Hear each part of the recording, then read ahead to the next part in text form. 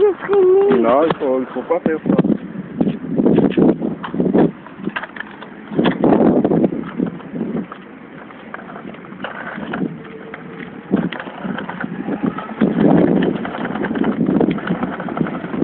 C'est quand ça peut. Je crois que tu as mal tout de suite.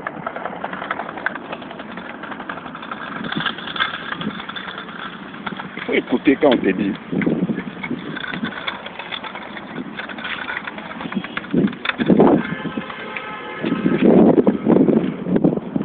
Tu descends. Descends.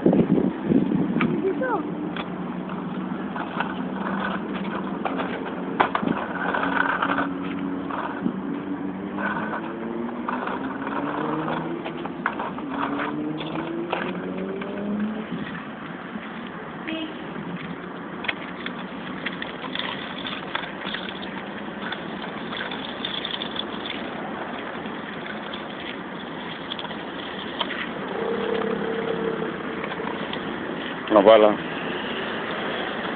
Là.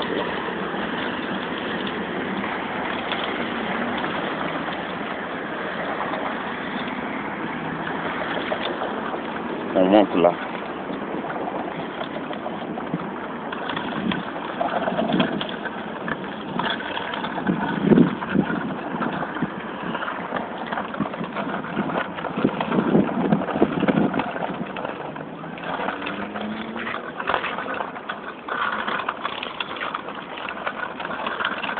Regarde Nathalie.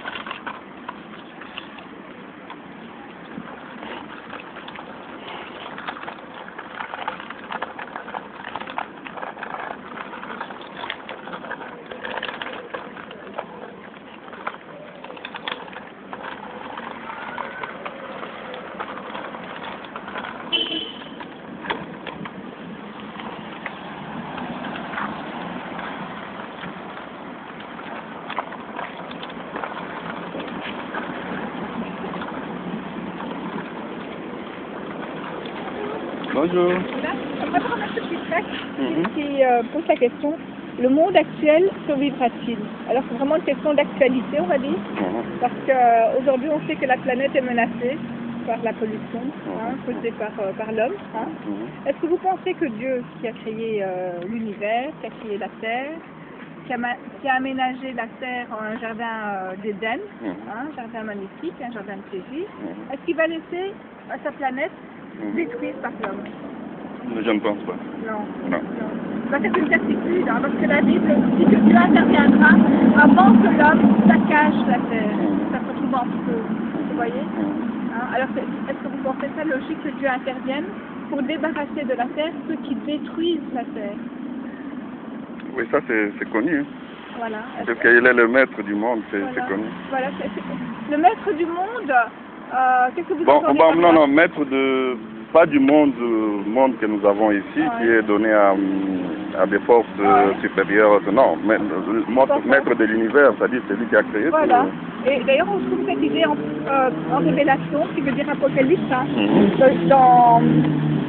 dans les Bibles généralement. En Révélation, chapitre 4, verset 11, il est dit, tu es digne, Jéhovah, oui, notre Dieu, de recevoir la gloire et l'honneur et la puissance, parce que tu as créé toutes choses, et à cause de ta volonté, elles ont existé et ont été créées. Vous voyez, c'est Jéhovah Dieu qui a créé toutes choses sur la terre, et personne d'autre. Donc c'est sûr que quand on profite d'une belle journée ensoleillée comme aujourd'hui, à qui devrait-on penser en premier? Voilà, au Créateur de toutes choses, et le remercier, c'est sûr. Et alors, c'est une promesse qu'il nous fait, les humbles posséderont la terre, et sur elle, ils se délecteront de l'abondance de paix. Parce qu'actuellement, il n'y a pas la paix sur la terre, mais notre Dieu, Jéhovah Dieu, qui veut dire, en fait, Jéhovah signifie, il fait devenir, il va réaliser ses promesses, c'est une garantie. Son nom est une garantie qu'il réalisera ses promesses. Il va faire de la terre un paradis, son destin qu'il avait au départ, au début de l'humanité.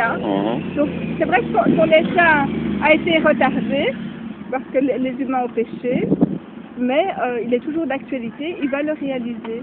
Et on peut dire qu'aujourd'hui, bien que bon, on pense que notre vie est menacée, que ce soit par des menaces nucléaires, ou par des catastrophes naturelles, ou par un astéroïde, on voit que partout la vie sur la Terre est menacée.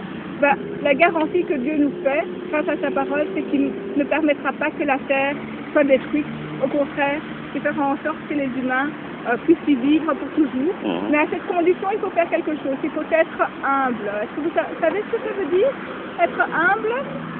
Humble, bon, ne pas beaucoup s'enorgueillir, ne pas beaucoup croire que tu dois tout faire. Bon, humble, c'est l'humilité. Voilà, c'est l'humilité. Hein, ça c'est vrai. Mais regardez ce qu'il faut faire pour être humble aux yeux de Dieu. C'est Jésus qui l'a dit à ses disciples. En Jean, au chapitre 17, verset 3, il a dit « Ceci signifie la vie éternelle, qu'ils apprennent à te connaître, toi le seul vrai Dieu, Jéhovah, et celui que tu as envoyé, Jésus-Christ. » Si on apprend à connaître notre Créateur, Jéhovah Dieu, et celui qui l'a envoyé, Jésus-Christ, son Fils, on apprendra l'humilité, parce qu'on apprendra la volonté de Dieu, à faire la volonté de Dieu. Et les humbles, quand la Bible fait mention des humbles, c'est ceux qui ont appris à faire la volonté de Dieu et qui la font avec plaisir. Vous voyez, ce sont les humbles aux yeux de Dieu.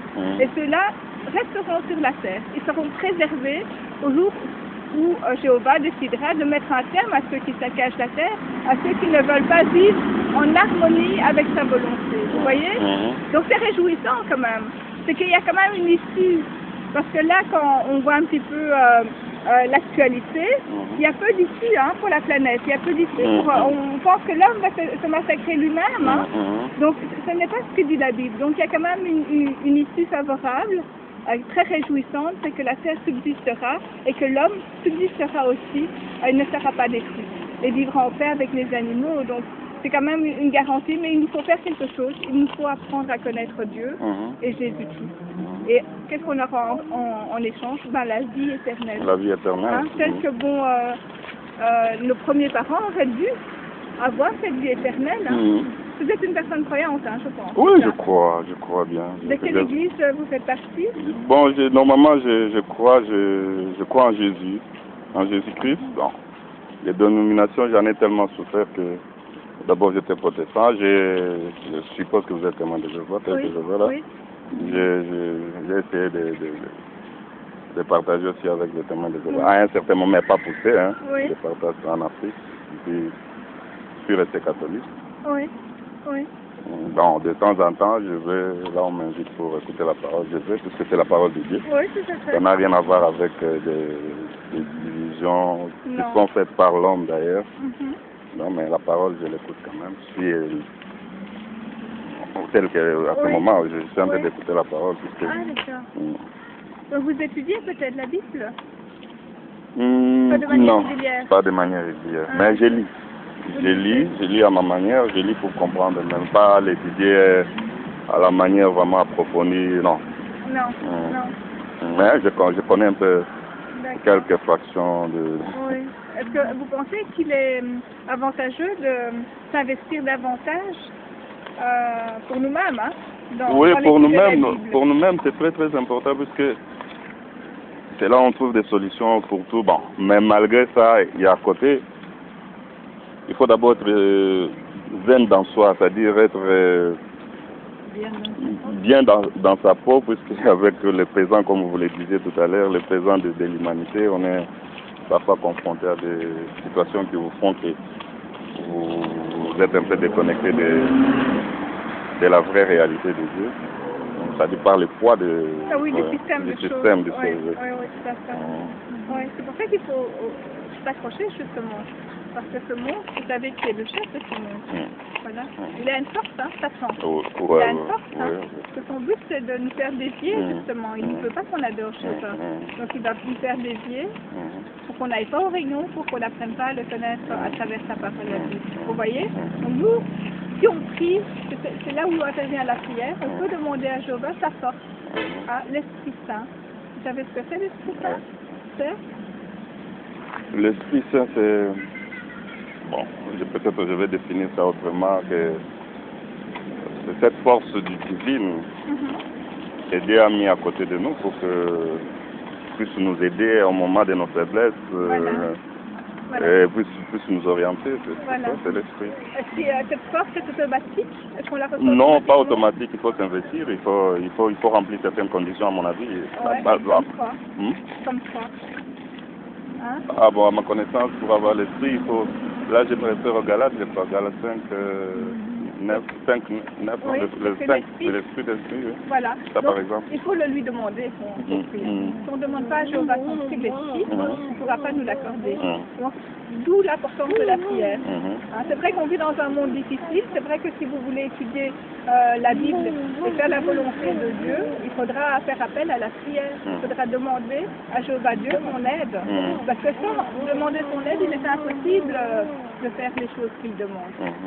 Donc on peut, c'est indissociable. Si on veut faire la volonté de Dieu, il faut le prier et lui nous donnera la force pour le faire.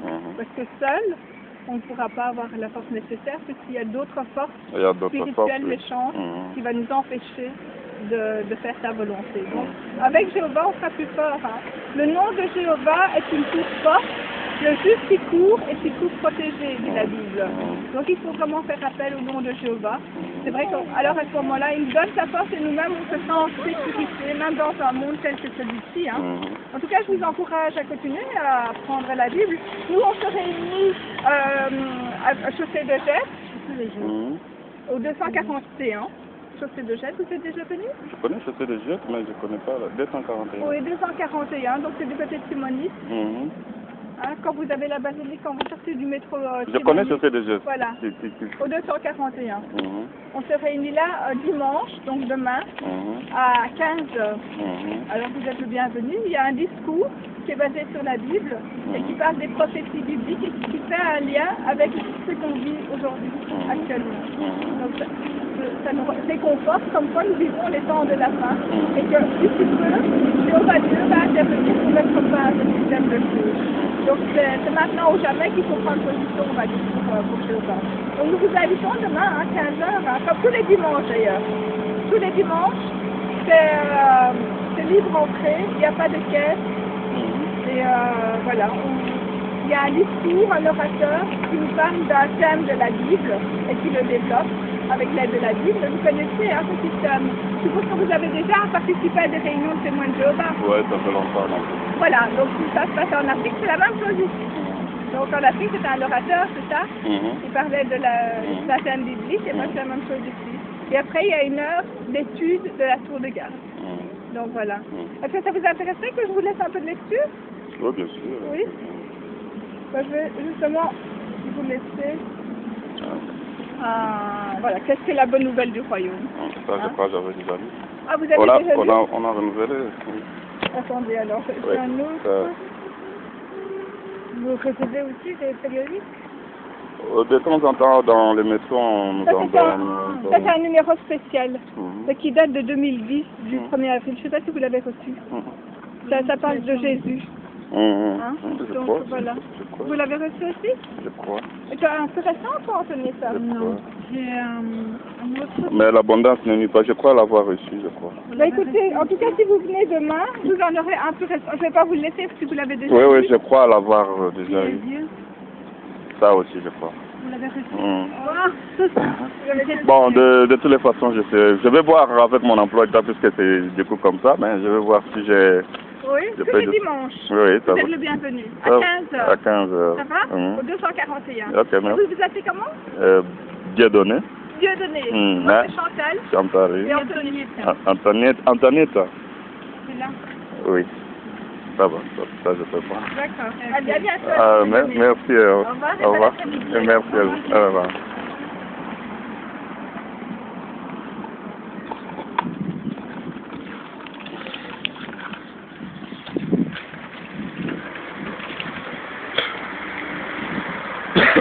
Allons-y.